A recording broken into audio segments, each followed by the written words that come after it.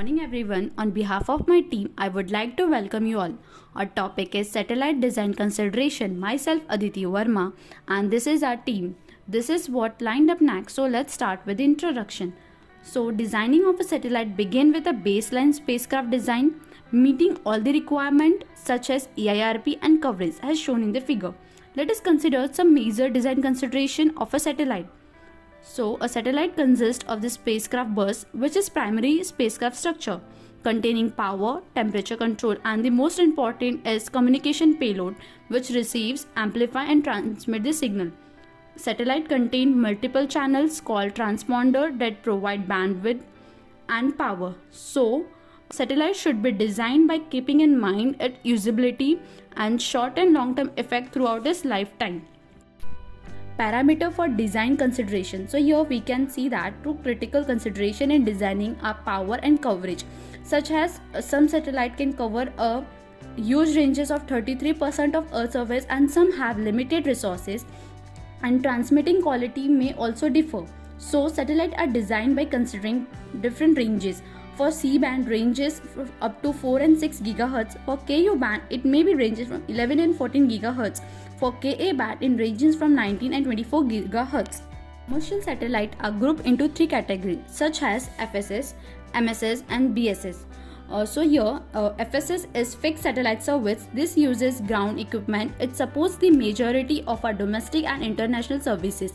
Second is mobile satellite services MSS. It uses a variety of transportable receivers and transmitter to provide communication services such as mobile services, land services, etc. Coming to next, broadcast satellite services. This offer high transmission for reception. It is known for its direct to consumer television such as direct TV. Payload. In case of satellite, the payload is a communication antennas, receivers and transmitter. The rest of the unit is to provide structure, power, commanding and telemetry services. Payload is like the warhead of satellite. So the satellite is designed considering that it can withstand any condition and support the payload till it reaches its destination. Design structure of a satellite constitutes of satellite, transmitting and receiving earth stations. So while designing, factors like transmitting power, antenna gains, also various types of losses such as atmospheric losses, polarization losses and free space losses all needed to be considered so to get the successful transmission after the launch of satellite. So after considering all the losses, the power balance equations come out to be as shown in the PPT, which is PR is equal to PT minus LT plus GT minus LP minus A plus GR minus LR. This helps significantly in the design of satellite power handling capabilities. The same equation can be written considering uplink and downlink parameters as follows. Antenna. An antenna is a metallic structure that captures or transmits electromagnetic waves. Antenna works by catching incoming signal at a certain frequency and reflecting their shape in other direction. Four main types of antenna are used on present communication satellites are firstly wire antennas, horn antennas, reflector antennas and array antennas. An antenna array is a group of antennas connected and arranged in a regular structure to form a single antenna that is able to produce radiation patterns and not produced by individual antennas. Types of antenna in a satellite design. Pyramidal horn. A pyramidal horn is a horn antenna with the horn in the shape of a four-sided pyramid with a rectangular cross-section. Conical horn. It is made by flaring out one end of circular waveguide. Corrugated horn. The corrugated horn antenna has parallel slots or grooves along the inside surface of the horn and transfers to the axis. Multifier horn. It has low side lobes and feed for reflector antennas. Nextly, center feed parabolic antenna.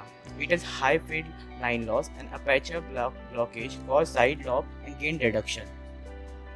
Offset parabolic antenna. An offset dish antenna or off-axis dish antenna is a type of parabolic antenna. Cascade antenna. A cascade antenna is a parabolic antenna in which the feedback antenna is mounted at or behind the surface of a concave main parabolic reflector dish, and it is aimed at smaller convex secondary reflectors suspended in front of the primary reflector. Offset cascade antenna.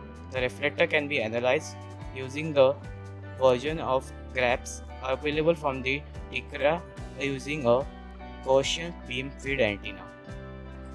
The Earth station of satellite communication system mainly consists of two Earth stations. Those are transmitting Earth station and receiving Earth station. The transmitting Earth station transmit information signal to satellite, whereas receiving Earth station receive the information signal from satellite. Sometimes same Earth station can be used for both transmitting and receiving purpose. In general, Earth station receive the baseband signal in one of following form: voice signal and video signal, either in analog form or digital form. Block diagram of Earth station.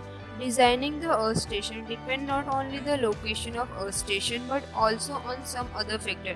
The location of Earth station could be on land, on ship, in sea, and on aircraft. The depending factor are type of service providing, frequency band, utilization, transmitter, receiver, and antenna characteristic.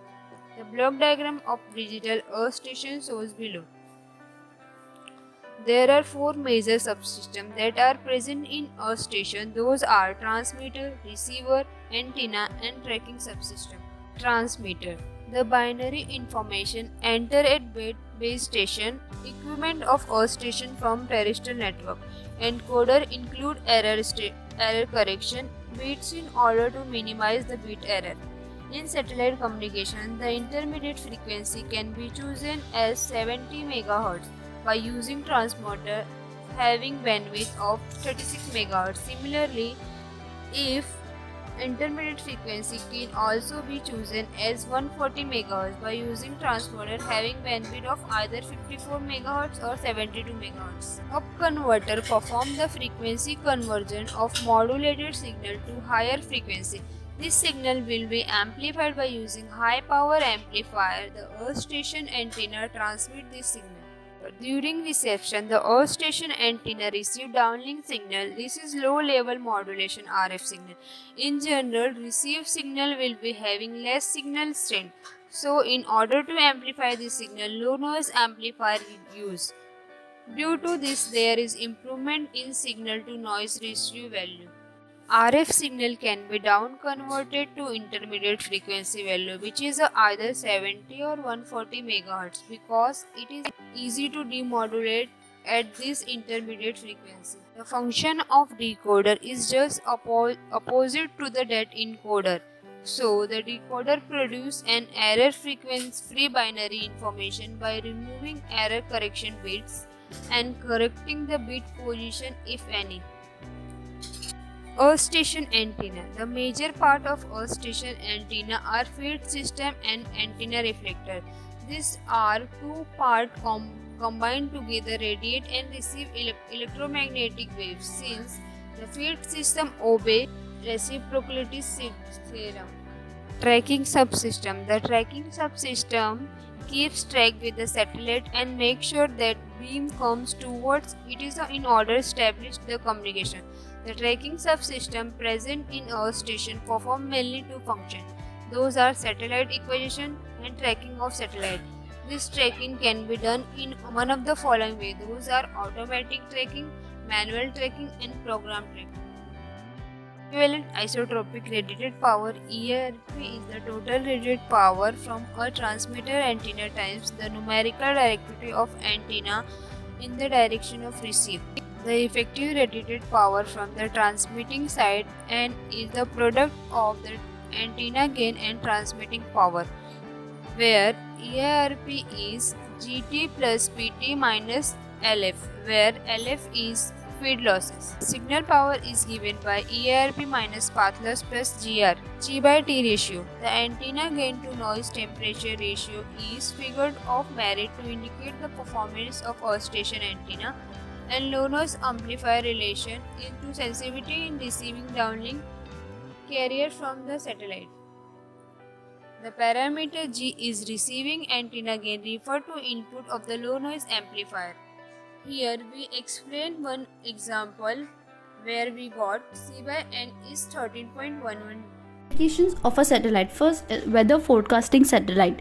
Weather satellite are an important observation tool for all scales forecasting operations, such as satellite data having a global view complements land-based system, as you can see in the figure, such as radio sondes, weather radar, and surface observing system.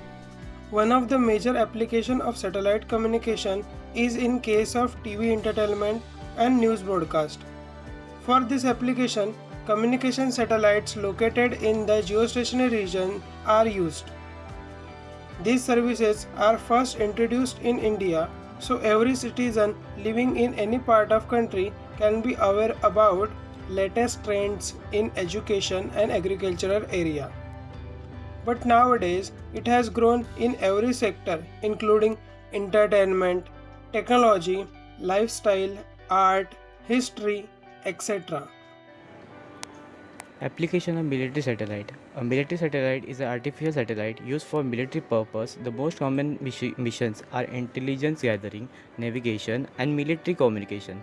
The first military satellites were photographic reconnaissance mission, and some attempts were made to develop satellite-based weapon, but this work was halted in 1967 following the reflection of intelligence treaties banning the deployment of. A satellite navigation is a system that uses satellite to provide autonomous geospatial positioning. It allows small electronic receiver to determine their location to high precision using time signal transmitted along a line of sight by radio from satellite. Use of navigation satellite.